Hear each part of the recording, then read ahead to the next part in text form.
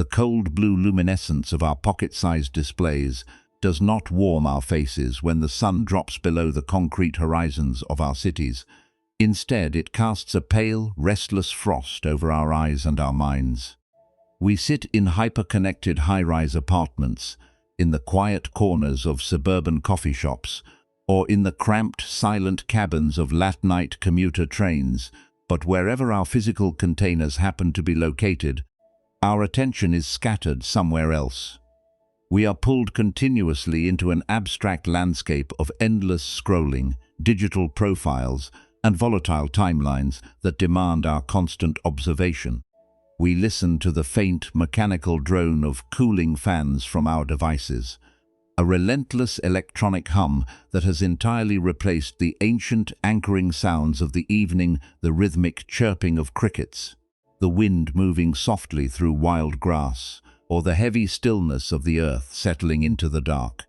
In this artificial glare, we carry a persistent, unvoiced panic under our skin. We monitor our numbers, we track our metrics, and we evaluate our social standing across multiple platforms, feeling an underlying current of fragmentation, a strange friction that whispers that we are never quite whole as we are, and that we must distribute ourselves into even smaller fragments to ensure we are not forgotten by the world.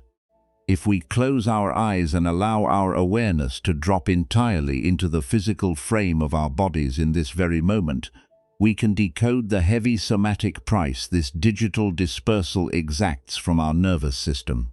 There is a precise microphysical structure to our collective exhaustion. We carry our need for external validation not as an intellectual concept, but as a rigid grid of muscular tension. Notice the hypervigilant vibration localized directly behind your eyes, the subtle, constant twitching of the ocular muscles as they search for a new piece of information to consume. Notice the stiffening at the base of your skull, where the delicate suboccipital nerves are compressed by the forward tilt of a neck that has spent hours bowing down to a screen. We lock our jaws to suppress our underlying boredom or anxiety, and we feel a constant, low-grade tightening in our solar plexus, home of our fragile ego identity, which flutters with every notification, every thumbs up, and every sudden pocket vibration. Our breathing is rapid, shallow, and confined entirely to the high chambers of our chest, an erratic survival rhythm triggered by the unpredictable influx of digital stimuli. We are perpetually holding our breath between updates, passing our presence into tiny, consumable images, waiting for a future moment of absolute approval, when we can finally afford to feel solid. We live in an era where we have expertly fractured our looking glass, breaking our one, unified mind into 10,000 separate glass shards so that we can distribute a different reflection of ourselves to every digital tribe we seek to please. We look at our peers through the distorting lens of their airbrushed achievements, cross-referencing our messy, unedited, and highly vulnerable interior realities with the highly curated, finalized highlight reels of total strangers. This constant psychological comparison creates a profound and chronic sense of internal inadequacy, an existential fatigue that makes us feel like phantoms in our own lives. We have become obsessive curators of our own images, translating our spontaneous moments of joy, grief, or deep beauty into digitized tokens designed to harvest the attention of an anonymous crowd. To experience a sunset, a quiet meal, or a moment of profound sadness without immediately documenting it, formatting it, and broadcasting it feels to the modern mind like an act of absolute erasures if an event does not truly happen, unless it is validated by the collective gaze of the network. We have become completely addicted to the temporary dopamine hit of external applause, entirely unaware that the more we try to gather these scattered reflections from the outside world, the more empty, fragmented, and broken the mirror within our own house becomes. This relentless fragmentation turns our psychological landscape into a neon hall of reflecting glass, an intricate labyrinth filled with thousands of moving mirrors that project distorted, fleeting images of who we are supposed to be. The hall is brilliant, illuminated by the highest technological precision, filled with the endless noise of praise, criticism, and data. Yet, as we wander through this sparkling corridor, we realize that there is a devastating emptiness at the center of the exhibition. The keeper of the hall is completely lost, unable to remember what their original face looked like before it was shattered into 1,000 different profiles. We move from one reflecting surface to another, never standing still long enough to feel the ground beneath our feet, because to stand still means to confront the silent, uncurated space where the digital applause stops. We are terrified of that silence. We fear that if we turn off the screens and stop harvesting the attention of others, we will cease to exist entirely. We have confused visibility with survival. And so we keep scrolling, keep projecting, and keep dividing our attention until our consciousness is nothing more than a chaotic swirl of digital dust, drifting through an environment that cares only for our data and nothing for our peace. We see this same pattern of dispersal playing out in the collective rhythm of our modern friendships and family systems. We sit at the same dinner tables with our loved ones, sharing the same physical air, yet our minds are miles apart, wandering through separate digital corridors, chasing different streams of external validation. We have normalized a state of fractured presence, where a conversation is continuously interrupted by the flashing lights of our devices, and where expressing an unedited, deeply human vulnerability is viewed as a disruption to our optimized schedules. We tell ourselves that we are more connected than any generation in human history, but beneath the superficial numbers of our digital networks, we are suffocating from a profound, unprecedented loneliness. We have created a world where we are universally visible yet completely unseen. The body recognizes the profound cruelty of this design.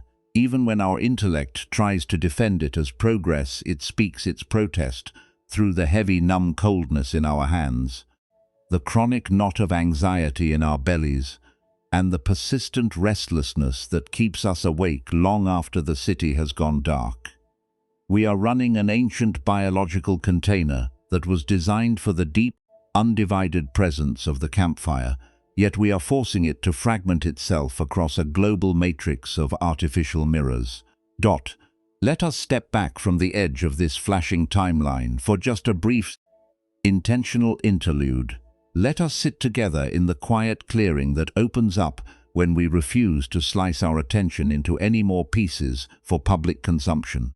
We are not separate from the unified nature that functions so beautifully without a single mirror, algorithm, or profile.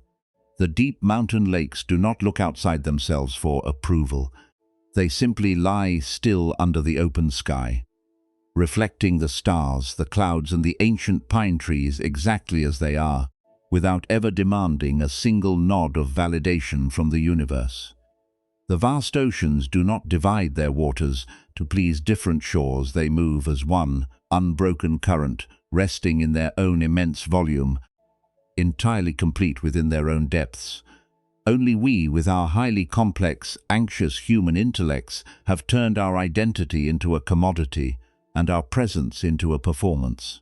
We have built a prison out of our own broken reflections, locking ourselves inside a hall of glass, and throwing away the key in our desperate pursuit of an external safety that can never be found in a world made of constant fluctuation. To begin the sacred process of gathering these scattered shards and melting them back down into a unified whole, we must first cultivate the rare courage of total, unblinking awareness.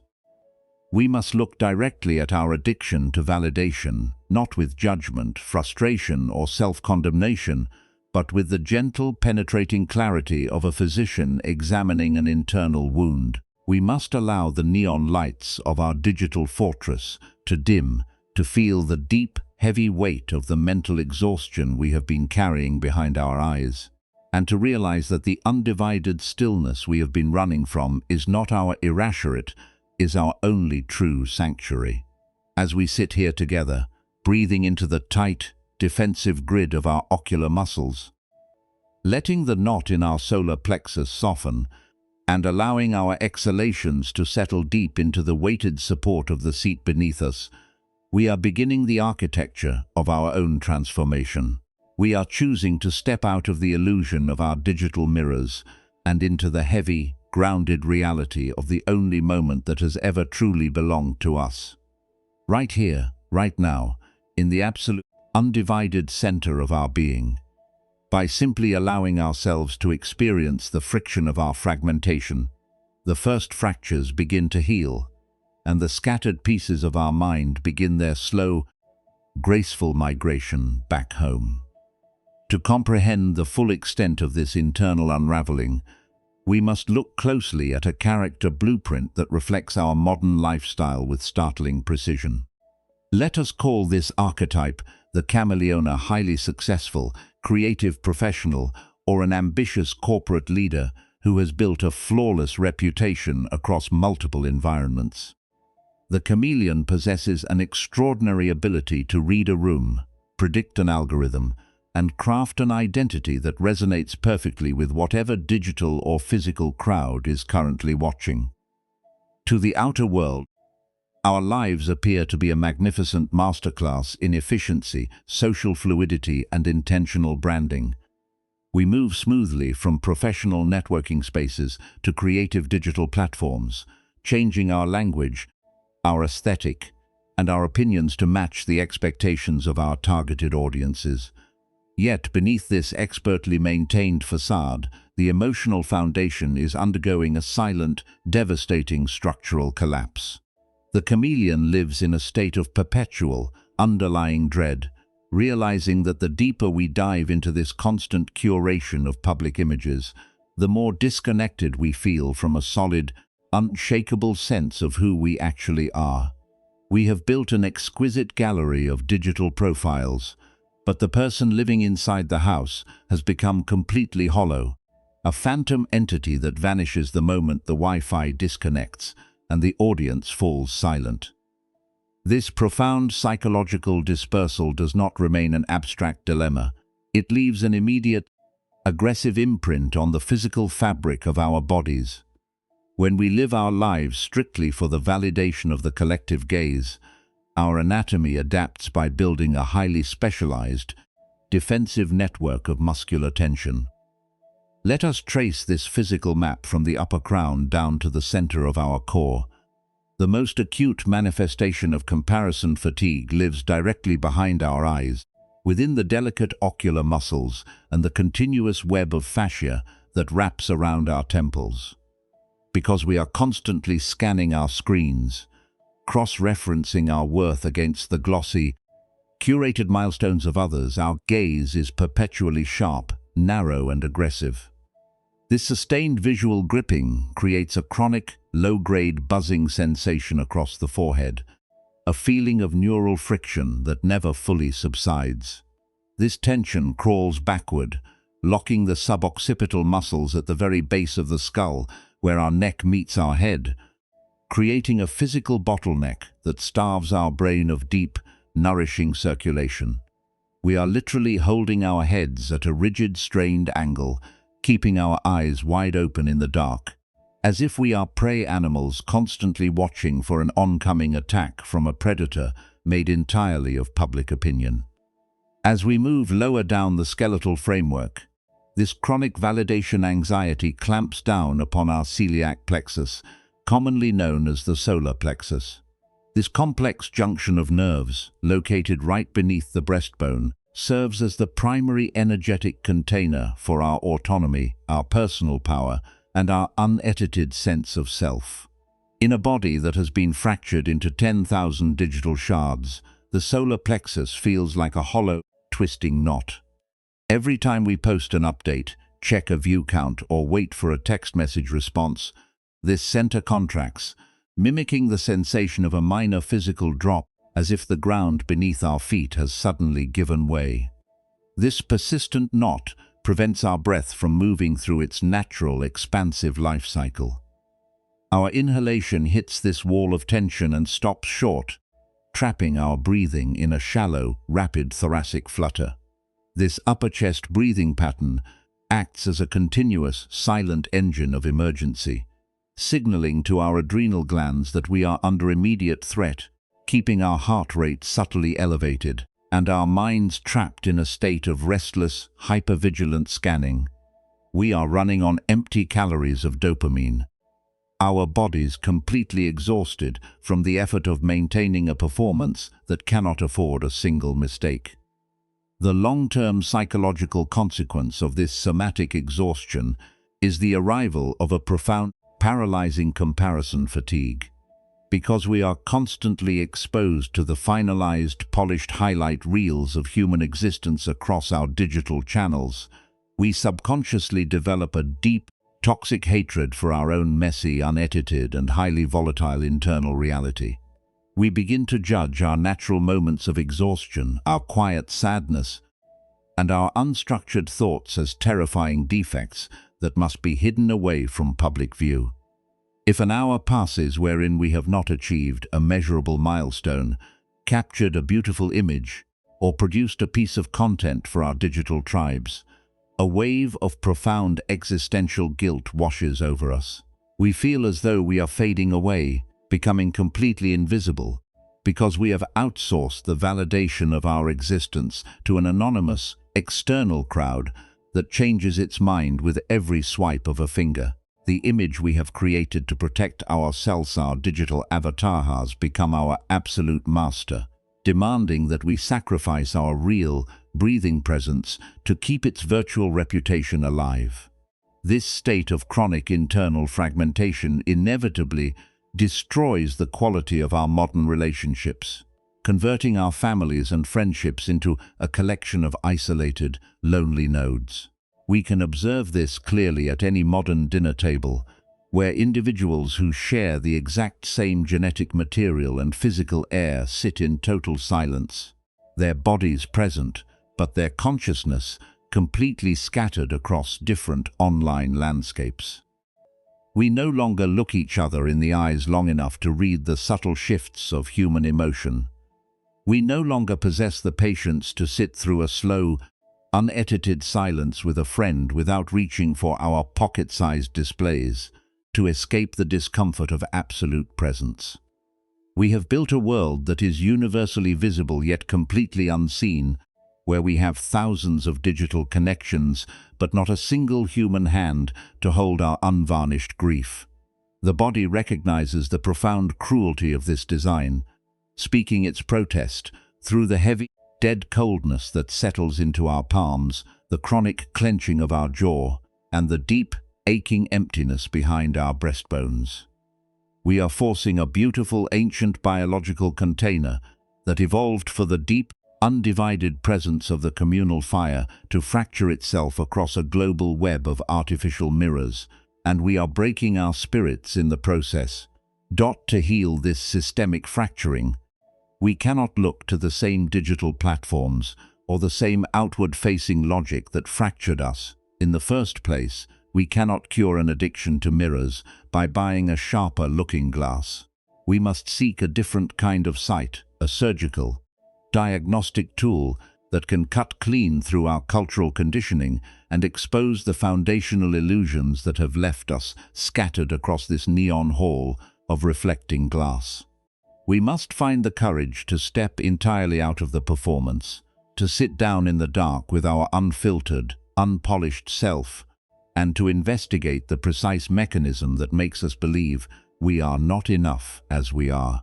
Only by looking directly into the hollow void at the center of our validation-seeking mind can we begin to discover an unshakable, internal foundation that no longer asks permission from the world to exist.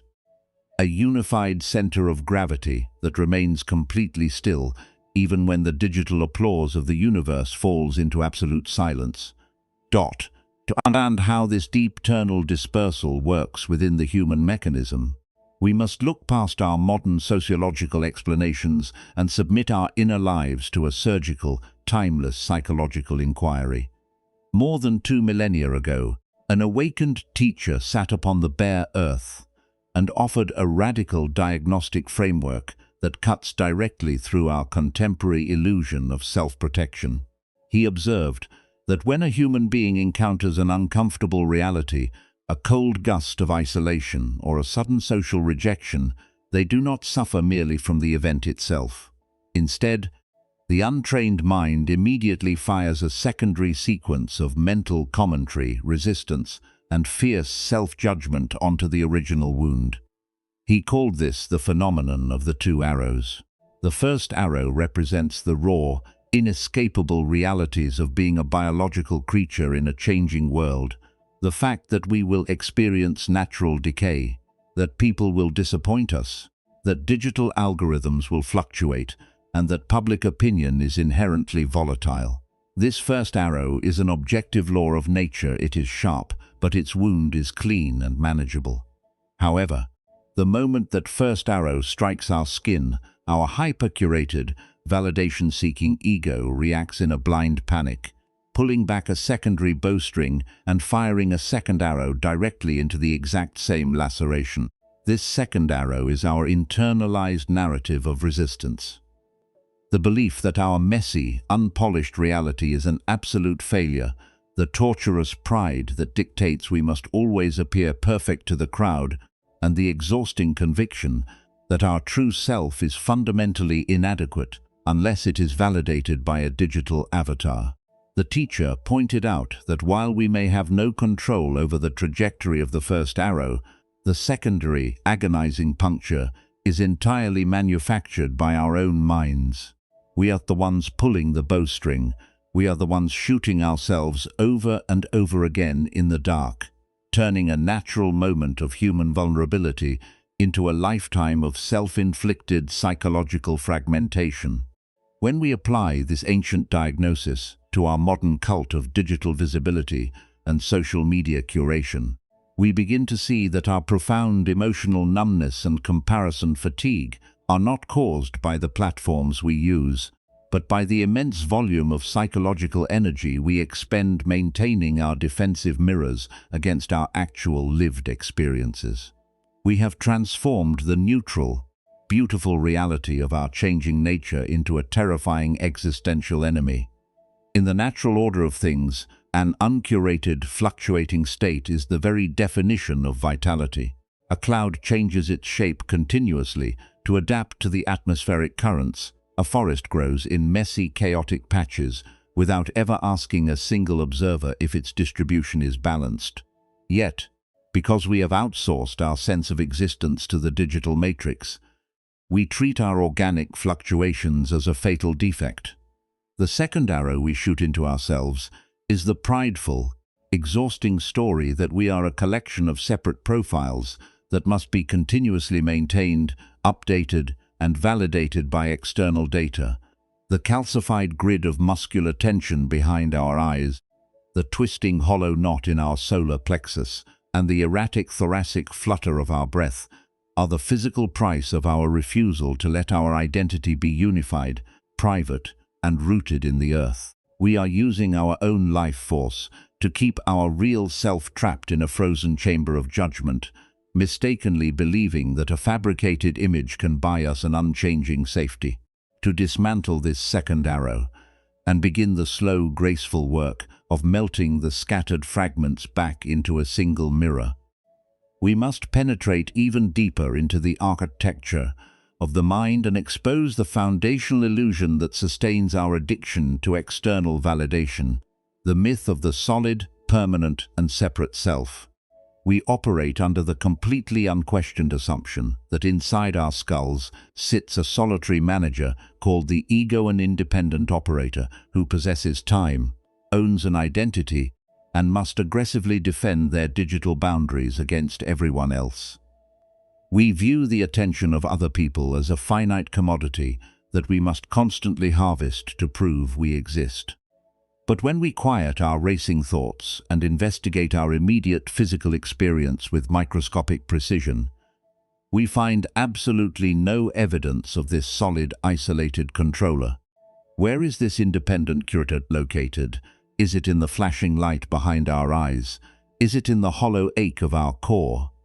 When we observe our bodies closely, we find only a dynamic, shifting tapestry of breath, circulating blood, pulsing nerves, and wide-open awareness. There is no fixed wall inside us. Our consciousness is not a border, but a vast, porous space that constantly mirrors the entire universe. The online persona we fight so hard to maintain is a compounded phantom built from changing data, shifting trends, and artificial algorithms. When we realize that our separate identity is a linguistic fiction, the entire strategy of validation addiction loses its logic. You cannot protect or fix a fractured mirror if you realize that the mirror, the reflection, and the light are all made of the exact same undivided fabric of reality. This insight through our modern glorification of digital curation and lifestyle branding like an unyielding blade. We have been conditioned to believe that to be successful means to be visible, to be an unshakable monument of curated highlights that can weather the shifting opinions of the world without ever revealing a single blemish.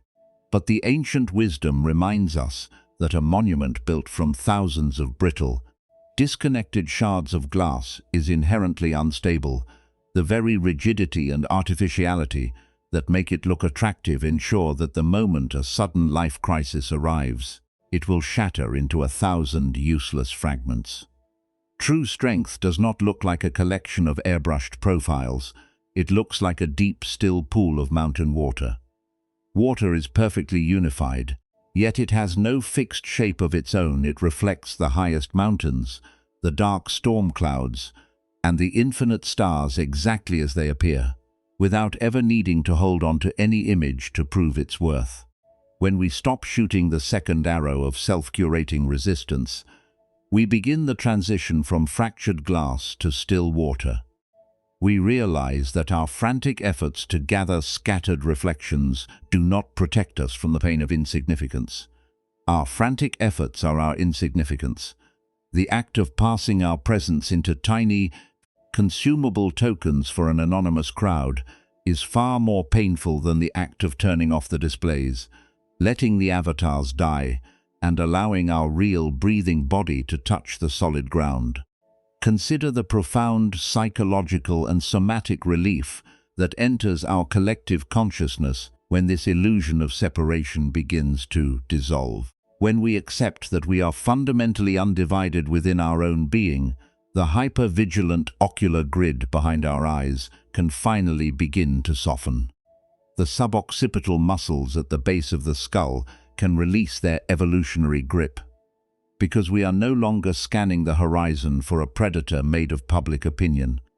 The solar plexus can relax its twisted, hollow knot, expanding outward with a raw, authentic volume, because we are no longer treating every notification or view count as a matter of life or death. We see that our lifelong habit of digital fragmentation was not a virtue or a requirement for modern connection, but a sophisticated defense mechanism designed to protect a phantom ego that never existed in the first place. The ancient teachings invite us to step out of this neon labyrinth of mirrors and realize that our undivided wholeness is not an achievement we must unlock in the future. It is our absolute birthright. To be whole does not mean to be perfectly praised by the world. It means to have a mind that is unified enough, still enough, and brave enough to rest in its own house, completely self-contained and deeply at peace with its own unedited reality. By surrendering our need for external approval, we are not fading into invisibility. We are finally discovering an unshakable inner gravity, a power that is rooted not in our visibility to others, but in our absolute, undivided presence to ourselves.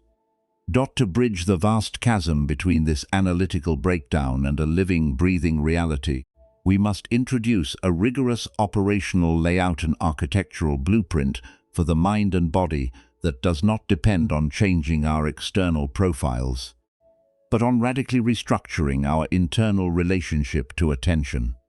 We cannot simply contemplate the concept of undivided wholeness. We must physically encode it into our sinews, our eyes, and our breath. The digital hall of mirrors was constructed fragment by fragment through years of unconscious somatic conditioning, and it must be dissolved through an intentional, daily discipline of recollection. We must train our attention to refuse the temptation of digital dispersal and learn to gather our scattered consciousness back into a single, highly dense center of gravity. This requires converting our everyday interactions with technology into a sacred forge, where the brittle glass of our public personas is melted down by the steady, unyielding heat of embodied mindfulness. The foundational entry point of this transformation requires us to immediately release the chronic, exhausting grid of muscular tension that has locked our ocular system into a state of hypervigilant survival. The first practical discipline we must carry into our daily lives is a somatic repatterning technique we can identify as the ocular horizon. Whenever you find your hands automatically reaching for your device during a micro moment of boredom, or whenever you feel that distinct electric buzzing sensation gathering across your temples and behind your eyes, you must train yourself to pause mid-motion. Before unlocking the screen, allow your gaze to completely detach from the narrow, aggressive focus of the display.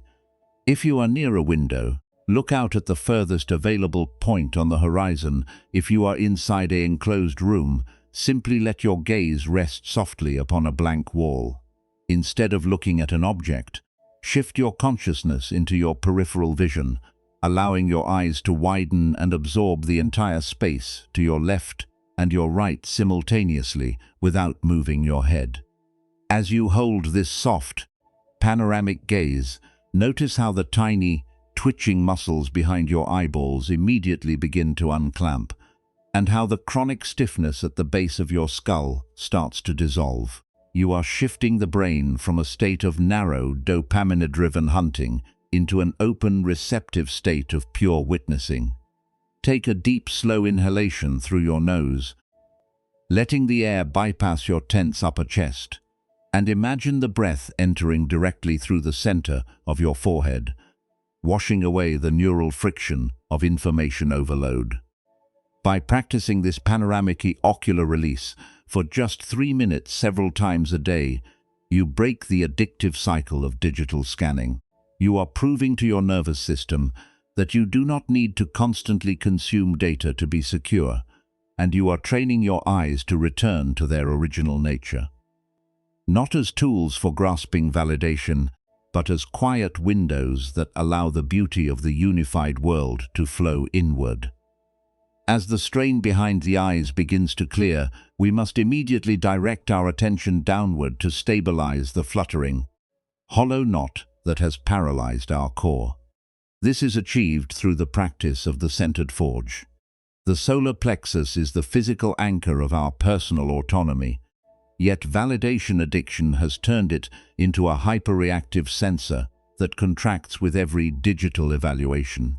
To reclaim this territory, sit flat on a chair with your feet pressed firmly against the ground, establishing a heavy, unshakable connection with the earth.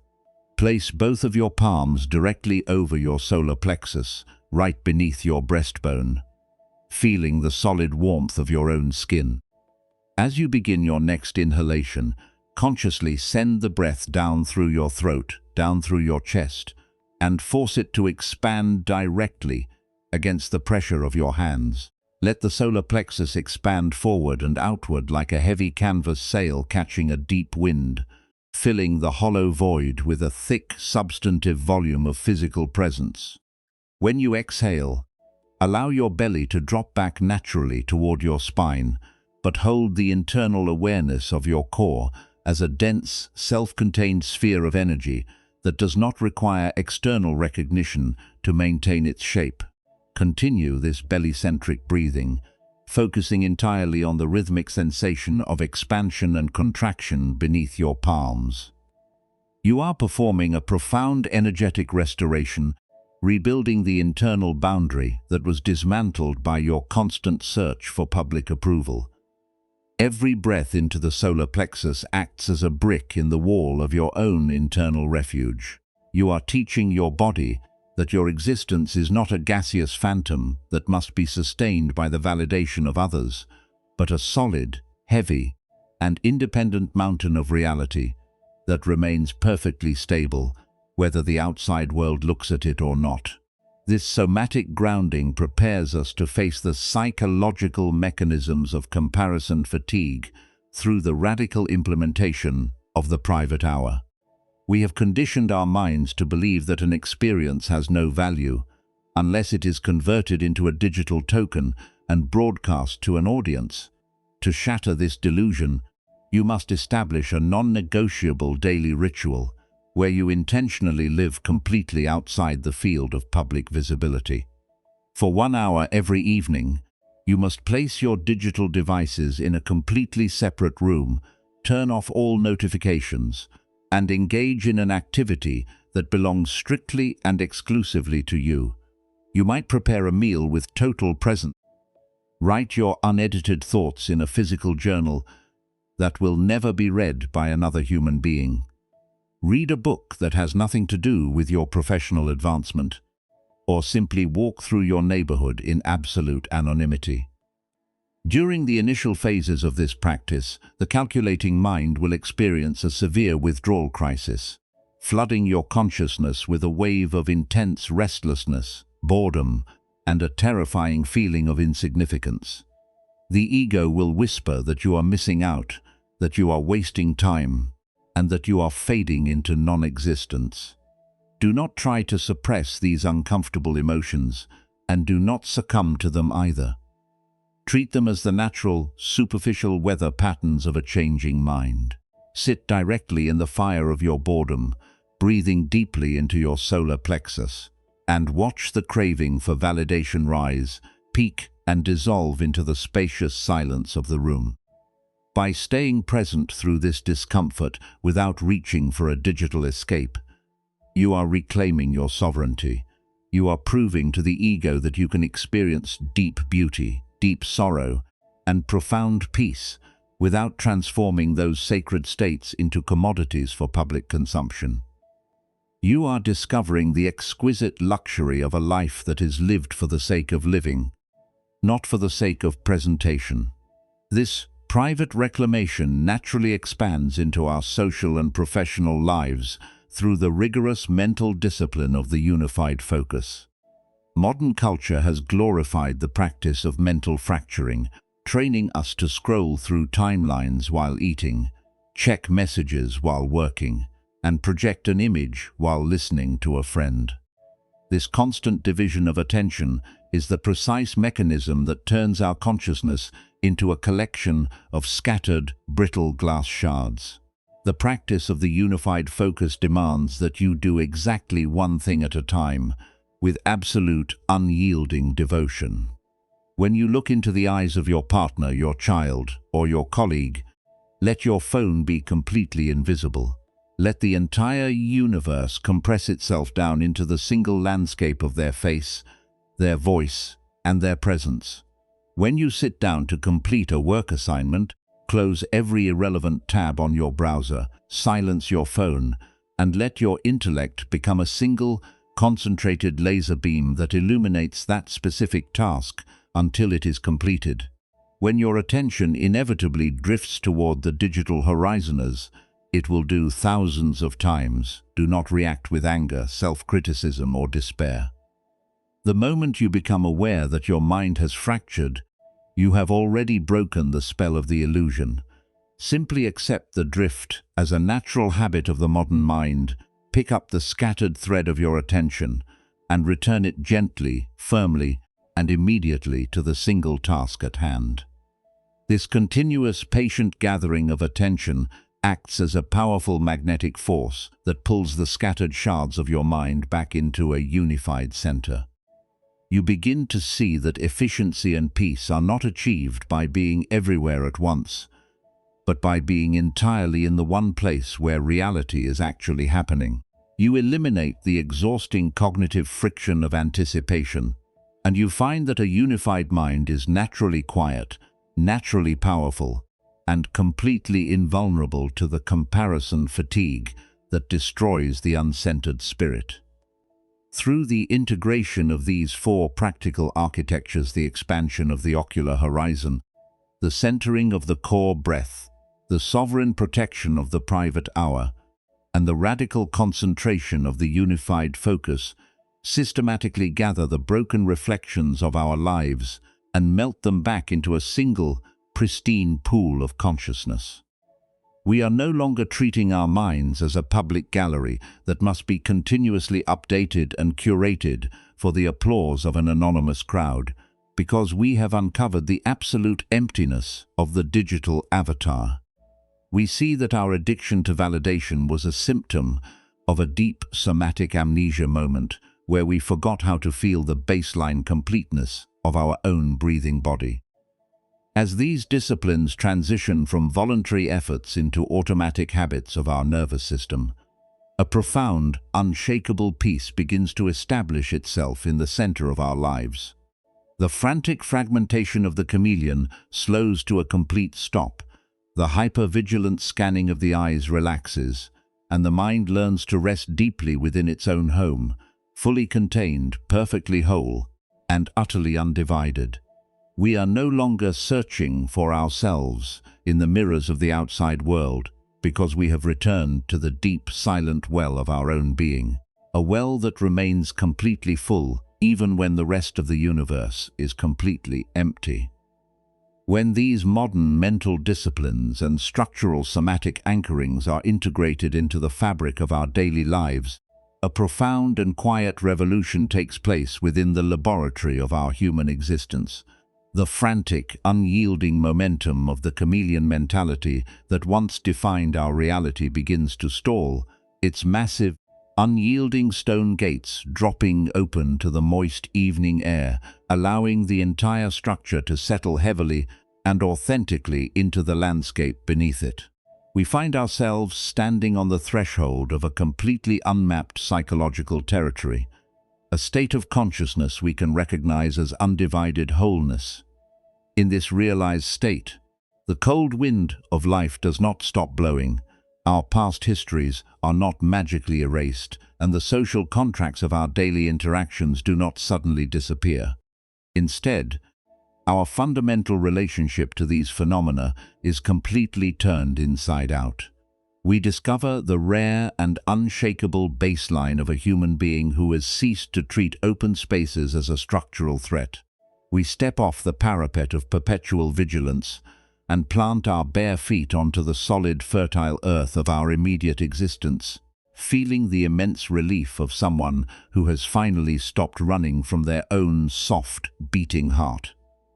This new state of consciousness brings with it a distinct physical and mental landscape, a spacious clarity that can be felt in the very marrow of our bones. The chest cavity, which once held the tight, frozen memory of a structural shield, now exhibits a supple, resilient expansion, bowing forward with every inhalation to receive the world without a single barrier.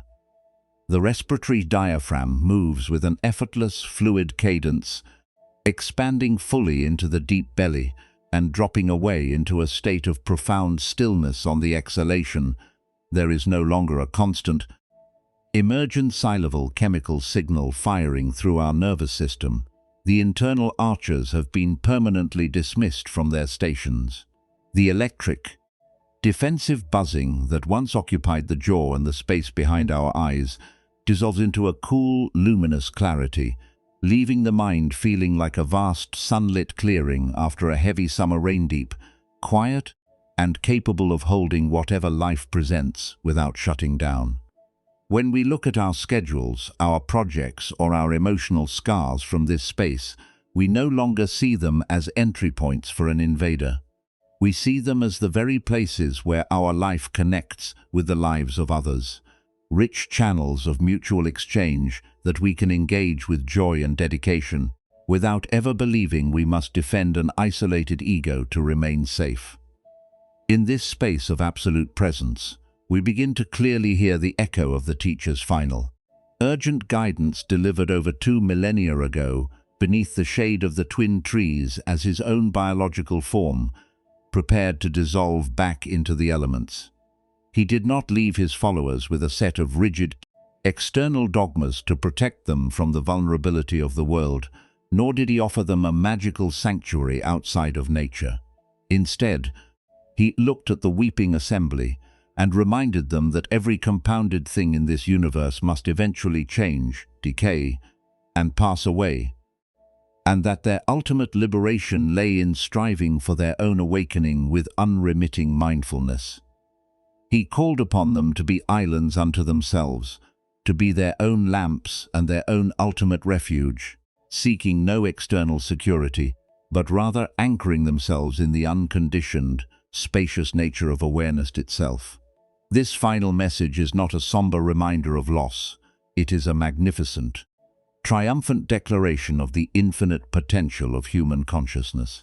It is a reminder that we do not need to build stone walls to find absolute safety, because the very nature of what we are, the silent, open space that holds the changing current, cannot be broken, cannot be compromised, and cannot be destroyed by the touch of the world. We realize, with a deep and quiet humility, that the vulnerability we spent our entire lives fleeing from was never a design flaw in our humanity. The softness of our hearts was simply life itself, seeking to remain fluid, expressive, and deeply connected to the larger ecological network that sustains us. The calcified fortress we constructed out of our achievements, our hyper-independence, and our emotional containment was the only thing keeping us separate from the warmth we were starving to receive. By allowing those stone walls to weather away, by dropping our weapons, and by refusing to fire a single secondary arrow of prideful resistance into our own wounds, we have allowed ourselves to return to the forest of the world. We are no longer isolated guards trying to survive a self-imposed siege. We are an organic part of the clearing, growing out of the same soil, breathing the same air, and sharing our strength with every living creature across the infinite web of time. The heavy armor has melted, the gate is open, and we are finally, completely, and exquisitely alive in the only moment we will ever possess. As the cold, artificial grey of the world outside transitions into the quiet sanctuary of the present hour, and as the echo of this ancient wisdom begins to settle into the soft tissue of your body, let yourself sit in the boundless clearing that remains. Feel the heavy, mineral weight of your bones resting upon the surface of this rotating earth, and notice the long, slow, effortless rise and fall of your breath as it expands your unprotected chest. You are here, you are open, and the entire universe is flowing through the soft center of your being without a single shield to stop it. If you truly stop trying to protect your identity from the touch of other human beings, and if you completely surrender the exhausting illusion that strength is found in your absolute isolation, what is actually left in your life that is not already completely safe, completely connected, and completely free?